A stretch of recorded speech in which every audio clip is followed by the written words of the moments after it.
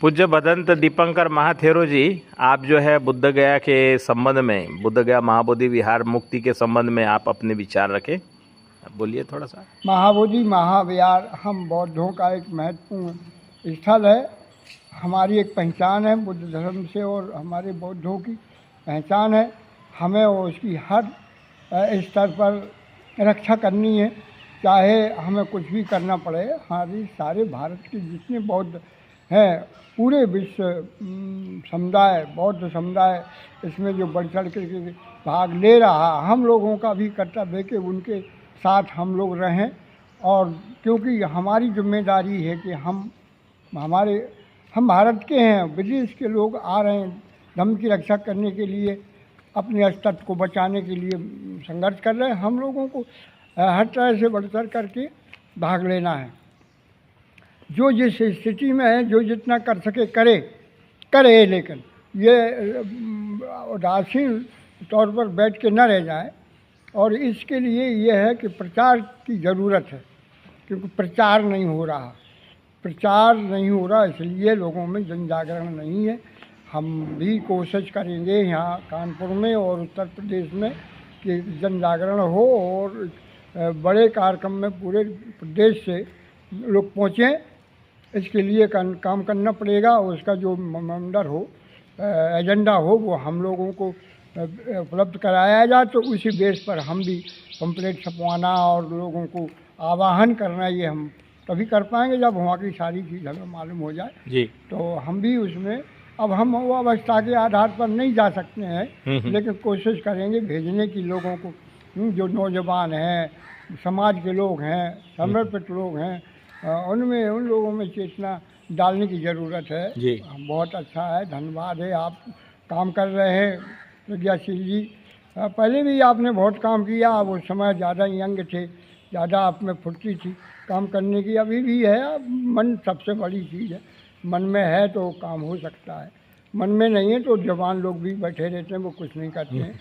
आप आगे बढ़िए। हम लोगों का जो शुरू में सचाई जी के नेतृत्व में और भिक्षु आनंद और आप प्रज्ञाशील के माध्यम से जो काम चला, उस समय पर बहुत अच्छा चला।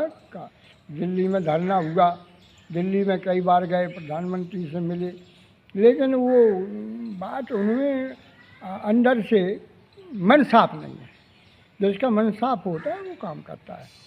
लेकिन अब परिस्थितियाँ हमारे हो सकता फेवर में हो, हमें काम करना ज़रूरी है और इसमें डरने की ज़रूरत नहीं है। डर गया मर गया है। हमें दोनों की ज़रूरत है, गर्म दल की और नरम दल की, दोनों की ज़रूरत है। दोनों हाथ हमारे, एक गर्म होगा एक ठंडा होगा, है, तभी तो हम काम कर पाएंगे, नहीं तो हम काम ही नहीं कर, है ना भाई। हमें जब कनेक्शन लेना होता है तो एक न्यूट्रल होता है, एक फेस होता है, तो हमें दोनों की ज़रूरत है, तभी हम काम आगे बढ़ा पाएंगे। तो धन्यवाद, आपने एक बात के लिए हमको प्रेरित किया। भदे जी, आपका परिचय बताइए। हमारा नाम भिक्षु दीपंकर है और मैं लगभग 1973 से बौद्ध धर्म में भिक्षु के रूप में हूँ। पहले आप नागा बाबा? पहले हम लोग या लंगड़ी नागा साधु थे, वैष्णव। और उसके बाद हम जब हमारा बौद्ध प्रचारक और भंटे लोगों से हमारा परिचय हुआ, उनके साथ में एक आध दो बार गए आए, तो हमारा मन बदल गया। भंटे आनंद जो महाथेरा, उन्होंने हमको एक रात में ही बदल दिया था। एक रात में ही हम बदल गए थे और हम दूसरे दिन, पहले शाम के मुलाकात हुई, रात में समझाया, सवेरे ही हमने जो है ये अपने बड़े बड़े जटा और दाढ़ी थी सारे हमने मुड़वा दिए। तो भंटी जी ने वहीं हमको सवेरे बना दिया अनागारिक। कुकर गांव में, कुकर गांव जालौन में पड़ता है कुकर गांव। तो वहाँ से हम अनागारिक बने।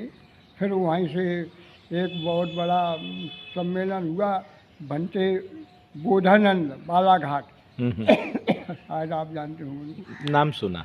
वो बहुत अच्छे भंटे, उन्होंने फिर हमें श्रामणेर की दीक्षा दी।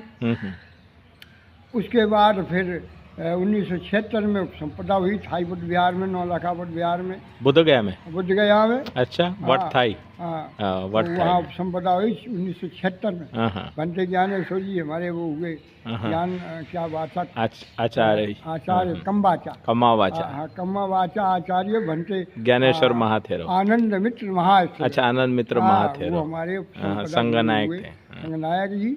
और बनते महानाम हुआ करते थे दिल्ली के। वो बहुत लंबे उन्होंने बहुत कोशिश की, अरे ये नौजवान हैं बनते लोगों को छुप न हो, और हम सफरस करते बनते शीलभद्र जी भटना इटावा, वो भी बहुत काम करने वाले बनते लोग थे। और आज भी अब नौजवान बनते हैं। अभी उम्र कितनी होगी बनते जी आपकी?